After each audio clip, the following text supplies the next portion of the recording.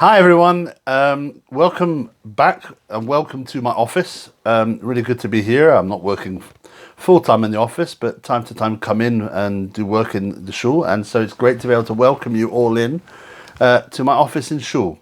So this week's parasha is Devarim.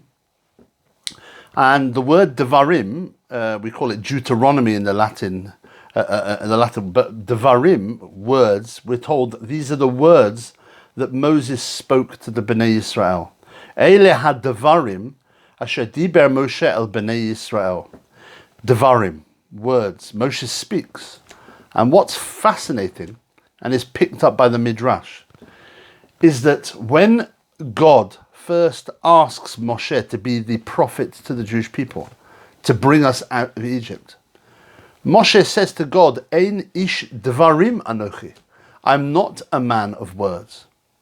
And so how is a man admitting that he isn't a man of speech, suddenly now the man of speech, who speaks for many parshiot in the book of Deuteronomy, the book of Devarim? Well, the needs of the time. He is needed to bring the Torah from the domain of God to the people. And sometimes the needs of time, when times are difficult, leaders need to learn to speak. People need to learn to communicate. And we've talked so much, and we talk with each other so much about how our leaders do sometimes communicate to us or sometimes don't. So communication can sometimes be improved by the needs of the time. But I think there's something more here also, which is there's something about having to talk to people. Moshe needed to communicate. He needed to find a way to relate to the nation that he was leading. And that need brought him to a position where he could communicate. Because lack of ability to communicate causes, of course, misunderstandings and can lead often to conflict. Communication is so important between all of us within families, between husbands and wives and partners, between people in society. Communication, if it's done clearly with compassion and understanding, can be so important. Even going back to Adam and Eve, the eating of the tree of knowledge of good and evil comes about through a misunderstanding between Adam and Eve, between a miscommunication from Adam to Eve, a lack of clarity. Where there is lack of clarity, there is potential for conflict. And especially at times like these, we look for communication with each other, what we're feeling. We need to be open about how we're feeling. How is this present time making us feel? How uneasy do we feel? It's so important for us to be able to communicate to those around us how we feel, however hard it often is.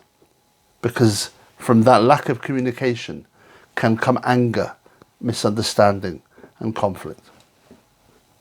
And I wanted just to end also by saying, communicating regarding how we're thinking about the opening of our synagogue. We've had services on Sundays, Monday and Thursday that have gone well. It's been great to see people coming. It's lovely to pray outside, really. And thank God we've generally had the weather to do it. Please do come along, book in, support the service. And early August, hopefully the second Shabbat of August, we will look to return on Shabbat morning. But we are guided really by three things, at least three things. By safety, we want to ensure that the way we set it up is the safest way to do it. We want to be as inclusive as possible, both in the sense of allowing women a proper place within the service, but also inclusive in the weekday to ensure that our technology is right, so that those of you who zoom into the services in the week will be able to hear what's going on, and that we will be able to see you and include you in the service itself. And also to ensure that our community experience within the service is as good as it can be. It's not going to be the same for a while. It's not going to be the same for a number of months. But let's look at this as a community project, our own project restart. By any of you, both men and women, coming to shul to any of the services, we are ensuring that we keep and sustain our services through this complicated and new period of our lives. So thank you for all your support at this time. It's really been appreciated. So many of your amazing comments. Keep your feedback coming and have a wonderful, wonderful Shabbat.